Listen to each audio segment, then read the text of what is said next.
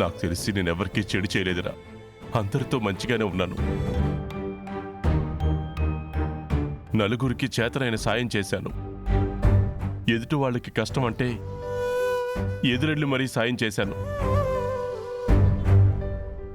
నేనే మంచి పని చేసినా ఆ పుణ్యం నా బిడ్డలకి దక్కకపోతుందా అనే ఆశతోనే చేశానురా. కానీ దేవుడు నిన్నిలా ఎందుకు శిక్షించాడనేది నాకు అర్థం కావట్లేదు. అది నేను చేసిన పాపమా, నువ్వు చేసిన పాపమా? నేను నువ్వైనప్పుడు, నేను తప్పు చేయనప్పుడు నువ్వెలా చేస్తావురా? అసలు ఆ దేవుడికి దయ అనేది ఉండదా? మంచిని బాధ పెట్టడమే ఆయనకి అలవాటైపోయిందా? ఓ అన్నా, ఎందుకన్నా బాధపడతావో? ఏ జన్మలో ఏ పాపం చేసుకునున్నామో బిడ్డట్ట జైలుకు పోయినాడు. వాళ్ళు నన్ను చూసుకునేవాణ్ణి. వాడేం పని చేస్తున్నా ఆ పనిలో నేను కనిపించేవాణ్ణి. మంచిగా ఉండటం, పద్ధతిగా నలుగురితో నడుచుకోవడం, ఇల్లు వ్యాపారం తప్ప మరో ధ్యాస లేదు నీకు. అలాంటి నిన్ను తీసుకెళ్లి జైల్లో పెట్టారు.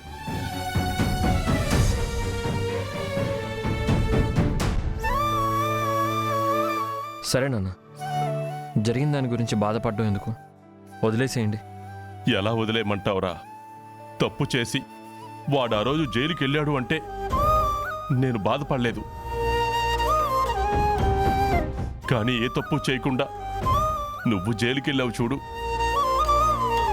నా బిడ్డది ఏ తప్పు లేదని తెలిసి నేనేం చెయ్యలేకపోయాను చూడు. దాన్ని నేను తట్టుకోలేకపోతున్నాను.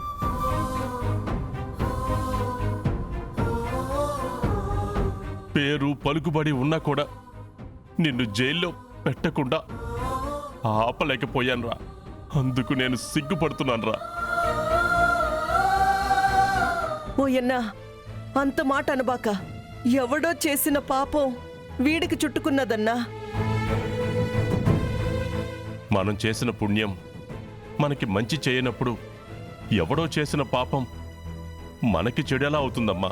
నాన్న, చెయ్యని తప్పుకి కొంతమంది శిక్షలు అనుభవిస్తూ ఉంటారు.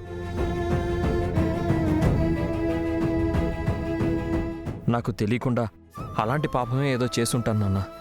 అందుకే ఆ దేవుడు ఆ శిక్షని నాకిలా విధించాడేమో. రే, మాట్లాడినది చాలే కాని బిన్న పొయ్యి తయారయ్యేసిరాపో. వేడివేడిగా భోజనం చేద్దు.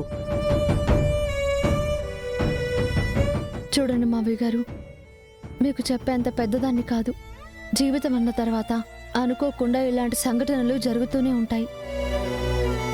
మీ మంచితనానికి, మీ వ్యక్తిత్వానికి, బావగారు నిజాయితీకి మన ఇంట్లో ఇలాంటివి జరగకూడదు. మన జీవితాల్లో నుంచి ఈ 4 రోజులు తీసేద్దాం. గుర్తుపెట్టుకోవడానికి ఇవి తీయటి జ్ఞాపకాలు కాదు. రోజు తలుచుకోవడానికి మంచి విషయాలు కావు.